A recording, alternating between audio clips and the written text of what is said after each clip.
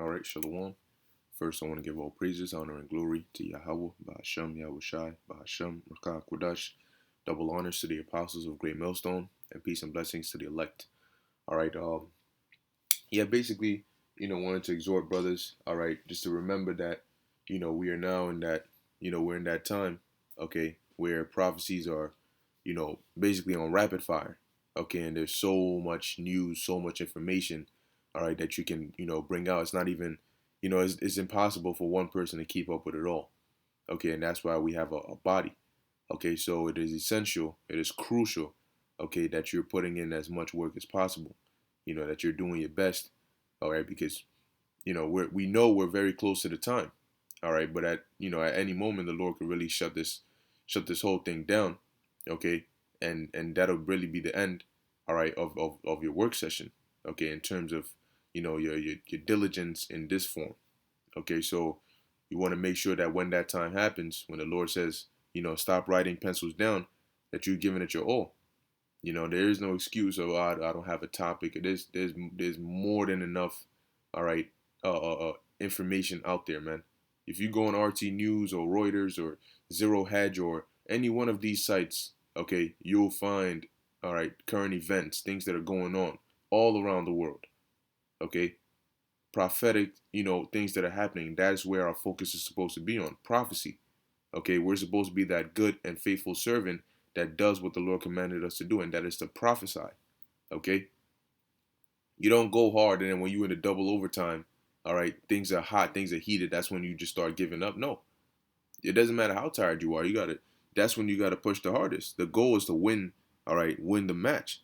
Now this is Second Ezra chapter 15 verse 1. It says, "Behold, speak thou in the ears of my people the words of prophecy, which I will put in thy mouth, saith the Lord." Okay, so we're speaking the words which Yahweh, Bahashem Yahushai, has put in our mouth. Okay, as prophets, and that's what, to speak the things that are going to happen, because the Lord said what? He declares the end from the beginning. Okay, so He has put those words in our mouth. We're literally telling you people what the future is. We're telling you what the future is. We're telling you what's going to happen. We're telling you how to escape what's going to happen. Okay, we're telling you what's going to happen after what's going to happen. So you really have no excuse. Verse 2, it says, "And cause them to be written in paper, for they are faithful and true." And that's how we have them today, because they were written and passed down. All right, it says, verse 3, "Fear not the imaginations against thee, let not the incredulity of them trouble thee that speak against thee." So we're not bothered by the unbelief and the scoffing and all that, because you know what? Very soon, all those scoffers are gonna stop, and they're gonna do an about face U-turn, and they're gonna be running around looking for answers. They're gonna be begging, they're gonna be calling, they're gonna be looking for the Lord, but you know what? They ain't gonna find the Lord. All right, and they ain't gonna find any help. Proverbs chapter 1, okay, verse 20. It says, "Wisdom crieth without, she uttereth her voice in the streets." All right, and right now, wisdom, all right, is crying through us.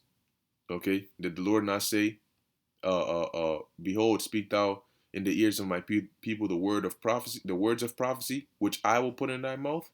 Okay, you got to have wisdom to really understand prophecy. Okay, because it's a prophetic wisdom that's been given from the Lord. So wisdom crieth without. All right, and that's us doing these videos, us speaking. Okay, she crieth in the chief place of concourse.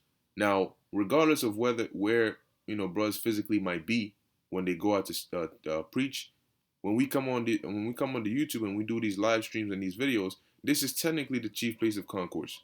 Okay, because everybody's on YouTube, everybody's on the internet looking for alternative information as to what's going on. It says, "In the openings of the gates in the city she uttereth her voice, saying, How long, ye simple ones, will ye love simplicity?" All right, and that's what we say. We say, how long are y'all gonna stay asleep, man? You don't see what's going on in the world? And it's a very, very beneficial thing to have a brotherhood, because brothers have group chats. All right, and even if you're not in a camp or you don't have a group chat, if you come on YouTube and you subscribe, it's like a circle, all right, of watchmen that are just constantly updating you on what's happening in the world, relating it to scriptures and teaching you what you should do. How should this affect you? All right, so you're constantly in the loop of what's going on. Brothers finding articles from here. Brothers is bringing this out, different information on the dime. The second it comes out, we on it. Okay, so you have that. You're constantly fed with what's going on. You're updated. The people in the world, they don't have that. So that's why when we're like, yo, things are happening, they don't understand. They're like, what are you talking about? Right now, the only thing that's really happening in their mind is the election. All right. But they don't see what's going on in New Zealand with the concentration camps. They don't see what's going on in Canada with their plans that they're about to put into place, which I just did a video on. Okay. They don't see what's going on around the world with the protests, the riots, all these different things. They don't hear about it, and they don't see how it's all happening simultaneously.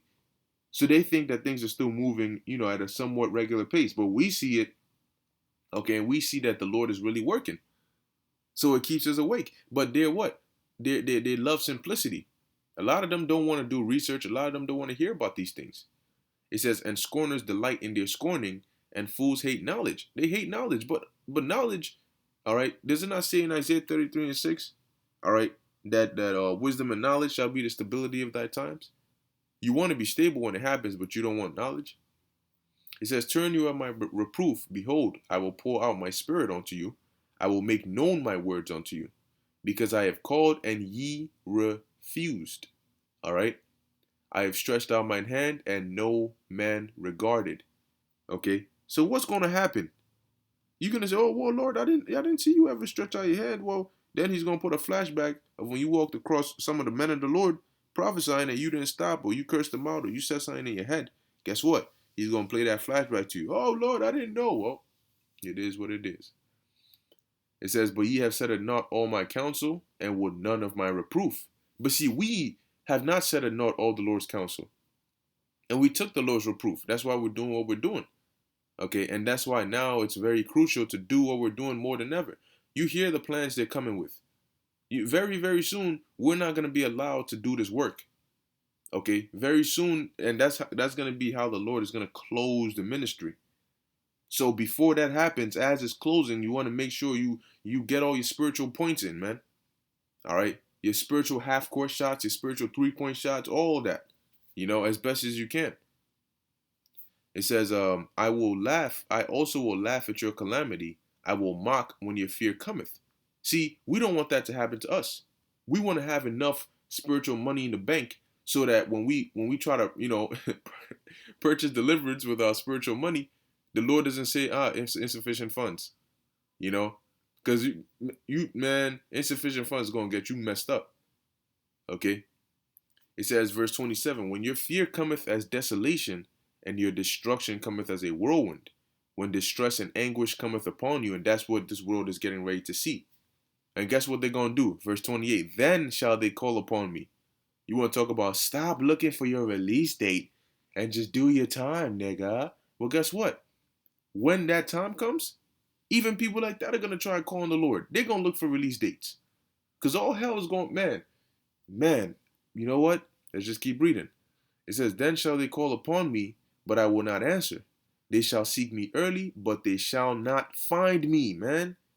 You know what you're going to find? You're going to find dead bodies. You're going to find corpses. You're going to find dead family members. You're going to find bad news. You're going to find famines. You're going to find diseases. When Yahushua mentioned pestilence, it's going to be more than just COVID-19.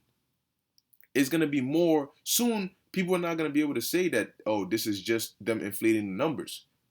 They're actually going to release a deadly strain. They're going to release a version that's going to kill a lot more people, where you're actually seeing people dying from a virus.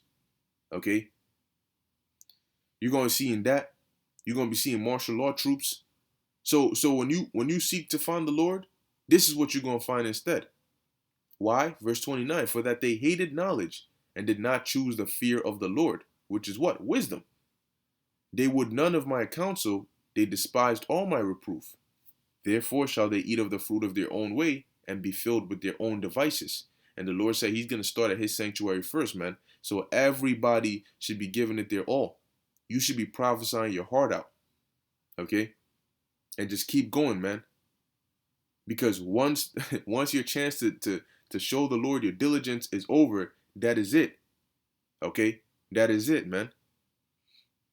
It says, verse 32, for the turning away of the simple shall slay them, and the prosperity of fools shall destroy them. But whoso hearkeneth unto me shall dwell safely, and shall be quiet from fear of evil. And a part of hearkening unto the Lord is by doing the works, man, being diligent. Okay, so back in 2nd Ezra chapter 15, verse 3, fear not the imaginations against thee, let not the incredulity of them trouble thee that speak against thee, for all the unfaithful shall die in their unfaithfulness. Okay?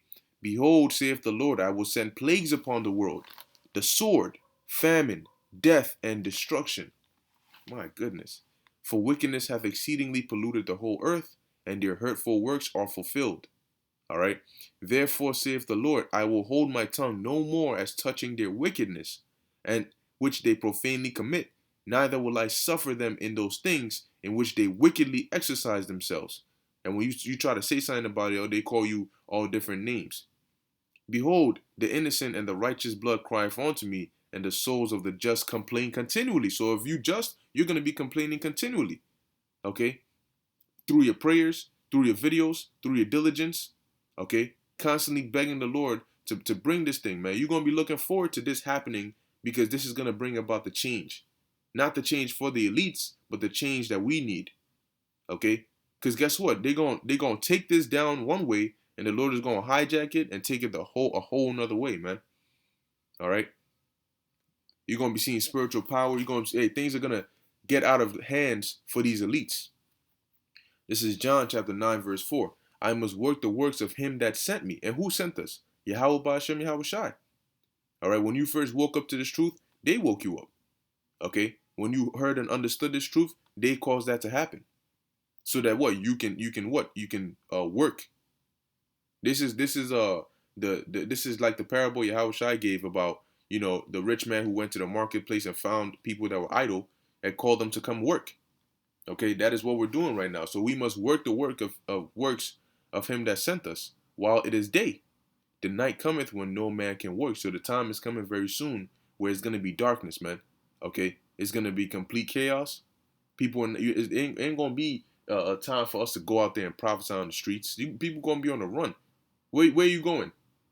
you know, it ain't gonna be a time to be doing videos, sitting down and looking at what's going on and reading articles to break it down. It's gonna be happening in your life. Okay? What you think we're gonna be standing here doing videos and a bomb just goes off in the next street? Oh shit, what was that? Oh yep. So by the way, there was a bomb that just went off. Give me that precept. Nah, it's gonna get live, man. And once it gets live, the Lord ain't gonna have us out here speaking. All right, the speaking is gonna stop. Amos 8 and 11.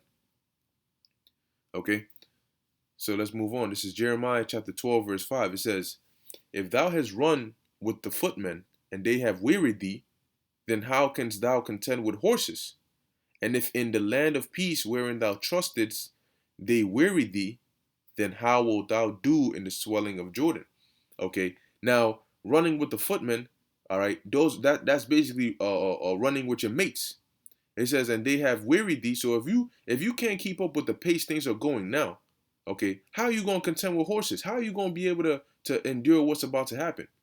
Okay, if you couldn't give diligence and stay in the spirit when all you had to do was go out there and prophesy or do your videos or whatever other means, all right, it is the Lord is giving you, whatever your lot is. All you had to do was that.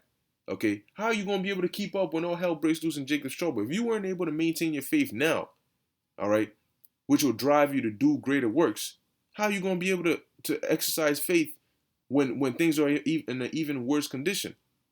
If you're scared to go out and teach because something could happen to you, what you going to do when bad things are actually happening in the street consecutively?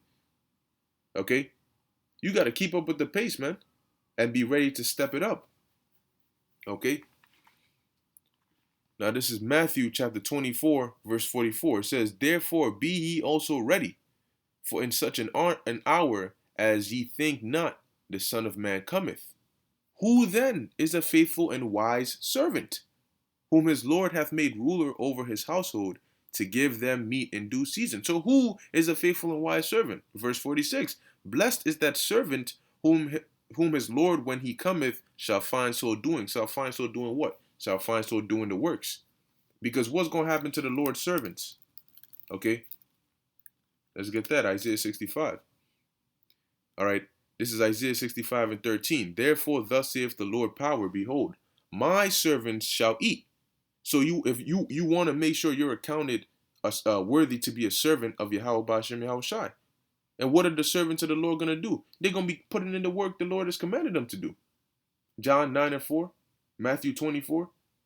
All right, you're going to work the works of him that sent us. And what did the Lord tell us? Ezekiel, what is that, the 3rd chapter? Eat the whole roll and go and teach the house of Israel.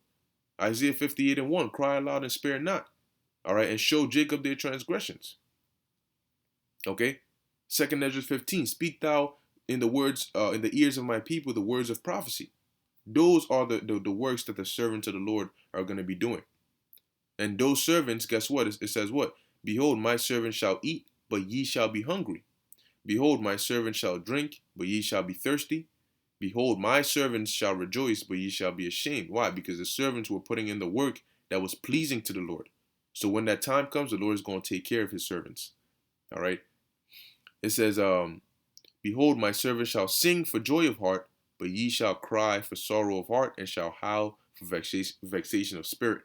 All right, because it's going to get very, very, very brutal and bad out here, man. Okay, and if you do not have Yahweh Ba'ashem Yahweh Shai on your side, you're not going to make it, man. All right, we cannot emphasize that enough. Draw closer to the Lord, man. Fast, pray. Build up your connection with Yahweh Yahweh Shai. Okay, you're gonna need it, man. Learn these scriptures. Actually gain the understanding of these scriptures, man. It's gonna keep you stable. Okay, and gird up your loins, man, because it's gonna be a bumpy ride. All right, but with that, I hope you were edified. I want to give all praises, honor, and glory to Yahweh, Bahashem, Yahweh Shai, Bahashem, Rakha Kodash. Until next time, Shalom.